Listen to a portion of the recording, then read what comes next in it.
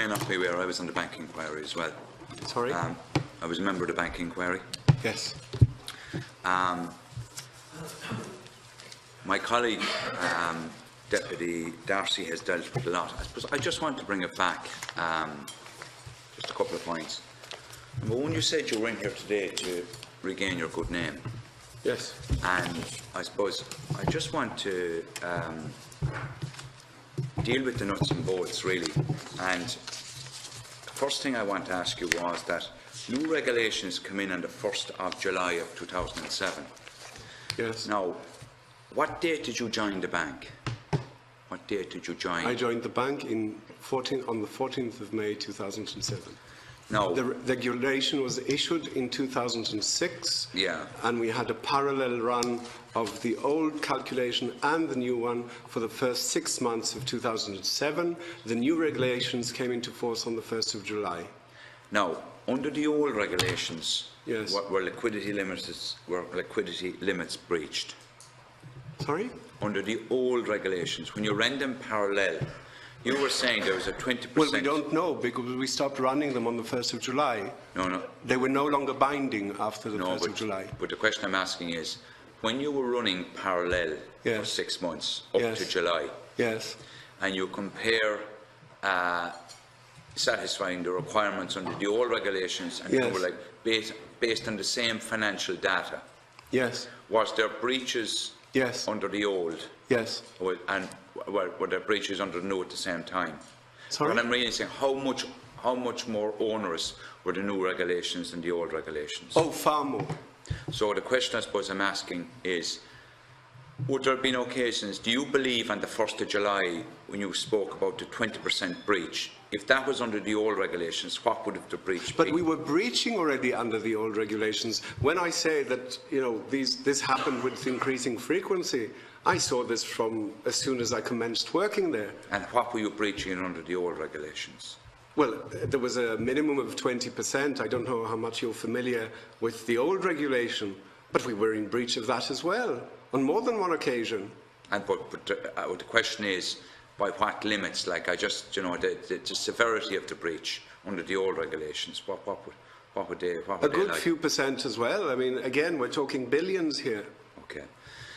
The next question then, I suppose I want to ask is that, in your interaction with, you would have then, you might just advise me of the process. When you saw the breach, you would have brought it to the attention of what would have been the line of command within the bank process? Well, as I said earlier, my job is to see everything and touch nothing. My job is to monitor and report. Who did you report to? So obviously, as a risk manager, at all times, anything I know, I make sure that both the CEO and the head of Treasury know. Fine. And in terms of reporting to the central bank, yes, would you have taken that upon yourself to make that report? Well, on the day of that breach, I, as the bank's risk manager, prepared the letter, it was signed, and I hand-delivered it to the central bank, because at that stage I had lost faith in... Who was that letter signed by? The CEO and myself. And so did that letter go to the central bank with the agreement of the CEO? Of course. Okay. When it went to the central bank, what was the view taken by the central bank specifically? The following day we got a standard, we acknowledge receipt of letter dated so-and-so, we've noted, that was it. And when you went to the central bank, did you physically just hand it over the desk, or did you look to meet someone? No, I just handed over the letter, and because all the information was contained within the letter, I was acting within the instructions of Irish law. So when the central bank came back to you the day after, yes, what view did you take at that time, and what view did the bank take at that time? Well, naturally the bank was delighted. We got off scot-free. Why would we make an issue out of it? We're here to make money. So what Nothing happened.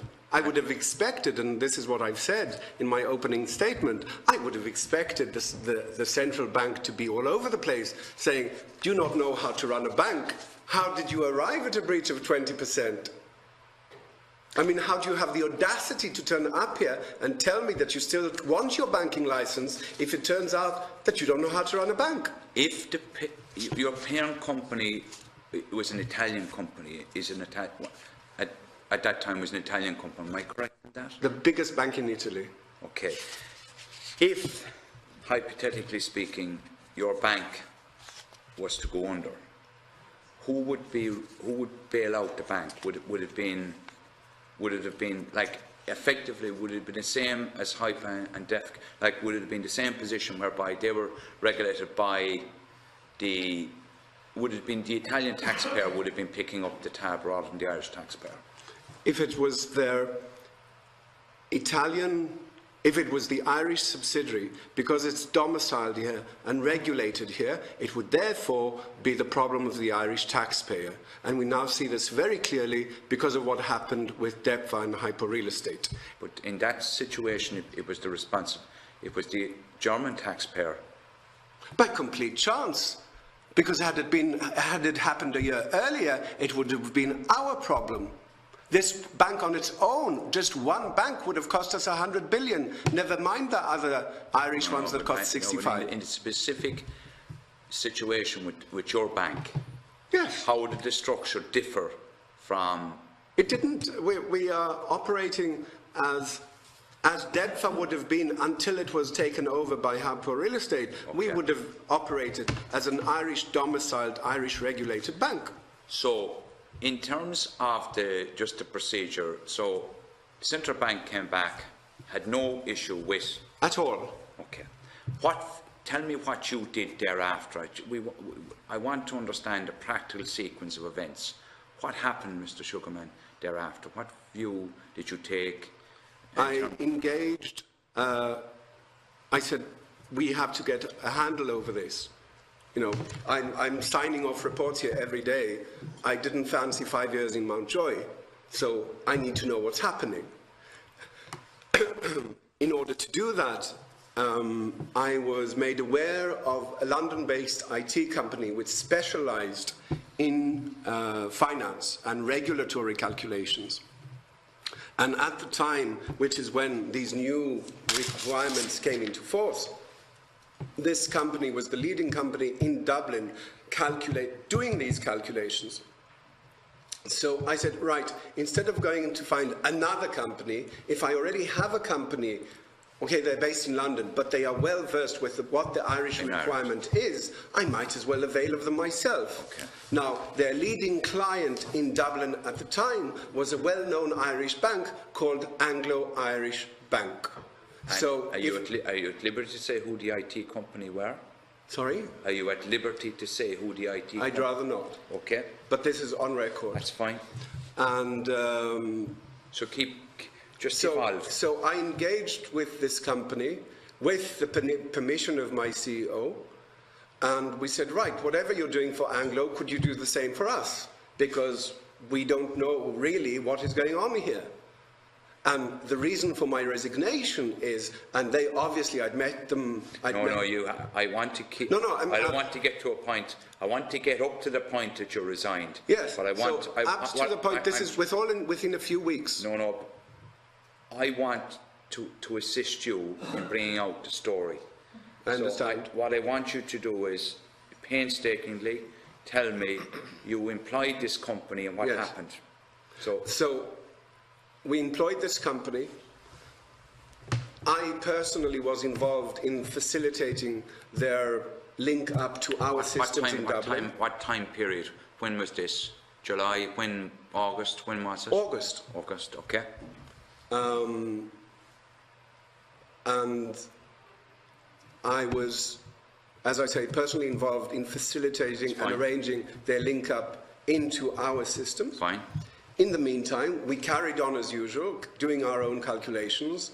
And now, were you required to file monthly returns with the central bank? They were on liquidity. How often were you required?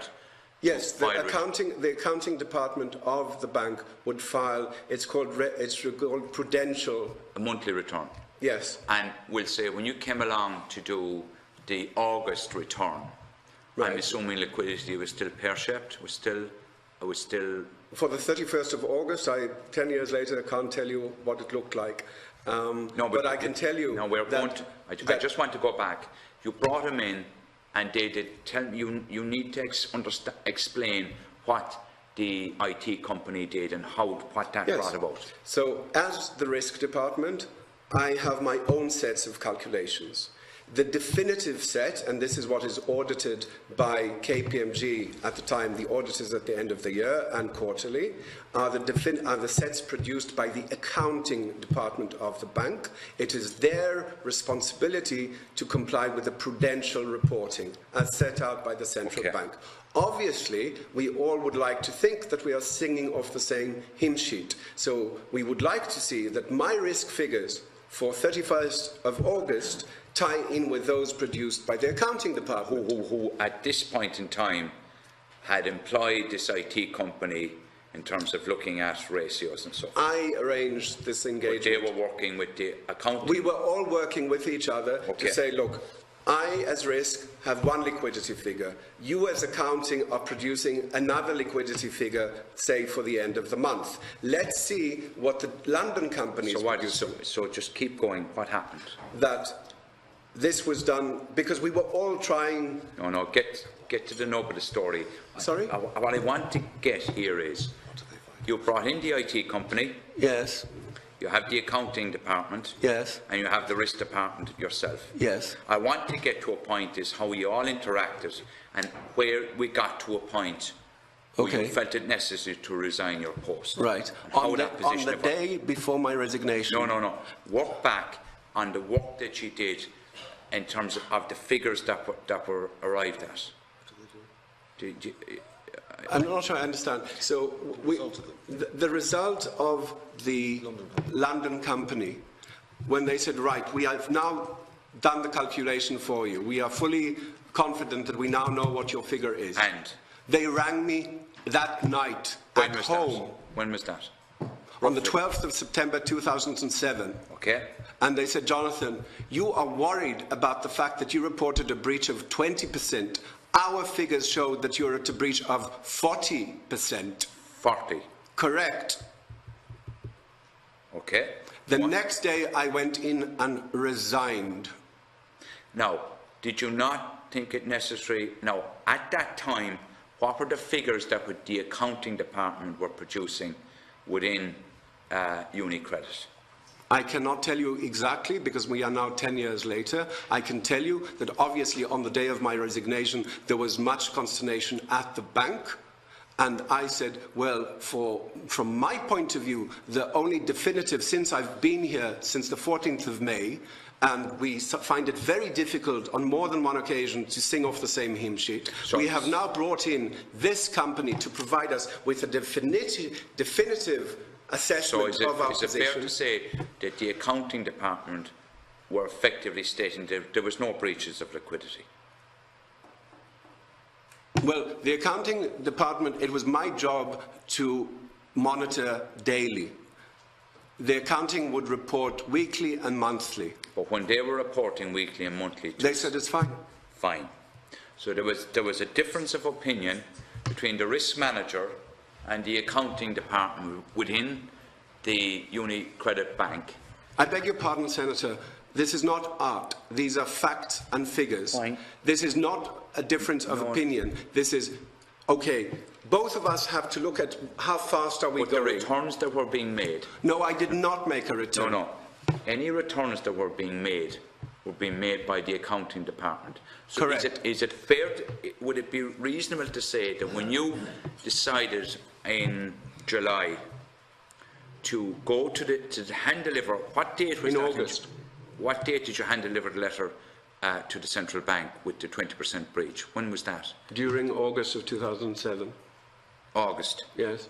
And when you delivered that letter, is it fair to say that at the same time the central bank would have had returns from the accounting department in UniCredit stating that there was no breaches of liquidity?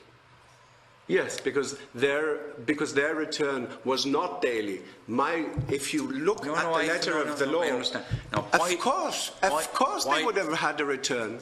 Why did you feel it necessary to resign. Why didn't you go to the bank? This is not, Senator Donnell, this is not about feelings. This is about what the Irish law stipulates my job to be. I know, but why at that point? The Irish law states very clearly that it is my responsibility as the bank's risk manager to make sure that at all times, 24/7, we comply with the law. That. So therefore, when I reported the 20%, I was doing so in the capacity of risk manager with the full awareness and consent of the accounting department. Okay. Now, why then, if you brought in outside consultants to do proper due diligence on effectively the liquidity ratios and so forth, and it came back with 40%, yes, why did you deem it necessary to resign the following morning? Why did you not call a meeting of the CEO and the accounting department and sit down as a group? How do you know I didn't? But you told me you didn't. Did Sorry? you? Did you? Of course. Well, then you're going a step. Well, then once you got a phone call the previous night from the IT company. Correct. Okay. What did you do the following morning? I walked in and demanded to see all managers at the CEO's office. And told them that this is where we're at. And it turned out that there were issues of integrity within the bank as to how exactly we run the bank and who is saying what in terms of our figures. And I stated, as I did now, this is not open for opinion. You either are plus 10 million or minus 10 million. And very clear. And did the bank management, the CEO and others, disagree with your view? Did they take the view that the bank was not in breach of liquidity? They continued to say what they said throughout the entire summer. This is just a glitch. In terms of a glitch? Yes. So in their view was there was no breach of liquidity? Their view was there's an IT problem. We've known about it since you started. And so, fine. So the London company says it's 40, so we'll continue working with them until we get it right. But we can only get it right if everybody is telling the truth. And did you take the view that that was not the case? Which is why in my resignation I stated issues of integrity. Okay. And that was, what date was that? 13th of September 2007. That's virtually, well, it's virtually 10 years ago at this point. Yes. And since that time, Mr. Sugarman, like you're obviously an expert in this area of risk management. Yes. Unable to find work, not even on the European continent. Why not? Because the minute you Google my name, you see discussions about me in Donnell Aaron, Shannon Aaron, Australian television, Belgian television, Greek television, about the fact that I tend to do my job very well, so much so that I comply with the law. And in your view, yes, the system, yes, what gave rise to someone like yourself? Yes. Because I think being a whistleblower is a very lonely place. It certainly is. And the one thing we all value is our good name. Correct. So I would like to think so, yes. Okay. And what I want to get to the heart of here today is what should the system have done for someone like you? And is there any circumstances, Mr. Sugarman, so I have to ask the hard questions? Yes. That you may have been wrong?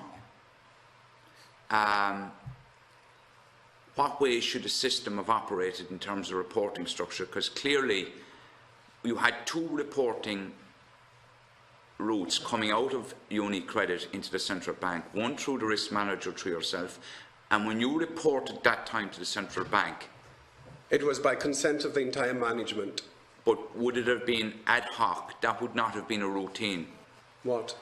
When you made that report to the central bank, that wasn't a regular. No, I'm afraid, Senator, you perhaps have not had the time to read through Irish regulation. No. Irish regulation is very clear as to how you run a bank and whose responsibility it is to do what and when. No. I'm talking about reporting requirements to the central bank. Yes, and there is reporting requirements are stipulated in section... Well, sorry, pardon my ignorance, but this is an important point. I regard regulation as very important. No. When you hand-delivered the letter to the central bank, yes, was that a regular, routine filing requirement on your behalf? No, we normally used couriers. Oh, no, I know that. No. Did you? The question I'm asking is that when you gave that letter into the central bank, yes, was that a normal filing requirement? A monthly, quarterly filing requirement? No, okay. It was within the stipulation of Irish banking law as issued in 2006. Fine. If this happens, that happens. Fine. You do not arrive at an overnight guarantee because you are all monitoring your liquidity. Okay. Now, so how did you arrive at an overnight, the need for a guarantee if everybody's obeying the law? But how did a situation arise then, if this is the case, that the accounting department in UniCredit yes, were filing returns with the central bank, or the financial regulator at the time, yes, which stated there was no problems with liquidity with UniCredit? Oh, sure, KPMG signed off the accounts saying we were brilliant. The accounts for 2007 say that we were brilliant throughout 2007. What was UniCredit's year end? Sorry? What's the year end for UniCredit? 31st December. 30th of September, is it? 31st December. 31st, so the 31st of December 2007 accounts were signed off as no issues. And there's a review to say, you know, we've been particularly cautious when it came to risk. Okay. When you tendered your resignation with UniCredit Bank, yes, did you make any contact with the Irish Central with the central bank, the regulator, to inform them of this 40% liquidity breach? No. Why not? Because I was on garden leave. I was relieved of my duties. And I said so in my letter of resignation that as of this minute, I resign all of my duties because of issues of integrity. I cannot perform contractually what I had agreed to do for the shareholders of UniCredit. Prior to your resignation, yes, did you look for the CEO and the bank to agree to report this breach of 40% to the central bank? Oh, I spent most of that day in his office. Looking for a similar type letter to when there was a 20% breach? Looking for clarity as to what truly reflects the position of this bank. Do you believe at that time that UniCredit should have reported central bank on the 40% breach? I believe so, yes. Okay. Can I then just ask,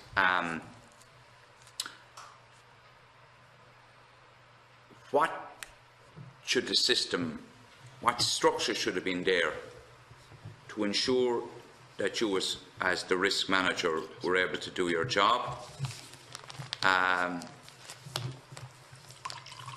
in respect of the bank and your reporting requirements? Again, I must refer you, Senator, to this document, which leaves very little to the imagination in terms of who should be doing what and when. The management, the employees, the systems, the responsibilities. But then what you're saying, Mr. Sugarman, is the reporting requirements were there within the new regulations.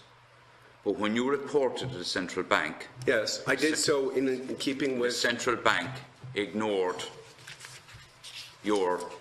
Correct. Okay. And you believe that was the fundamental flaw? Yes, and this is page 22 of the legislation, states reporting and obligations of reporting. And you believe if the central bank... So that's the heart of the matter really for you, is that correct, Mr. Sugarman? Yes. Okay. I hope that's in some way for us. I understand now precisely where you're coming from. I appreciate that. I think that it's something, Chairman, obviously we as a committee will have to at some stage take up with the central bank. Might I just add that in the absence of a sanction by the central bank, I have had zero legal recourse against UniCredit. Explain that. Because of the fact that the central bank failed to issue a sanction, as it should have, against the bank for breaching the law by 20 times the permissible deviation, lawyers whom I have consulted with said, until UniCredit has been sanctioned, you have not got a leg to stand on. Mr. Sugarman. Which is why I have now exceeded the time for employment tribunal, because there is no sanction. Is there any possibility, Mr. Sugarman, that you got it wrong? No, because this is not me personally. I went there on behalf of UniCredit Ireland with the agreement of the entire management of UniCredit Ireland that we were to finally follow the letter of Irish law and actually, for a change, tell the regulator what we're at. And finally, did you have follow-up with the central bank? When you got when the response came back from the central bank, that they basically said, we note your letter. Yes. How lengthy was the letter? One paragraph, perhaps. And what you might just paraphrase again? Oh, we note a receipt of your letter dated so-and-so.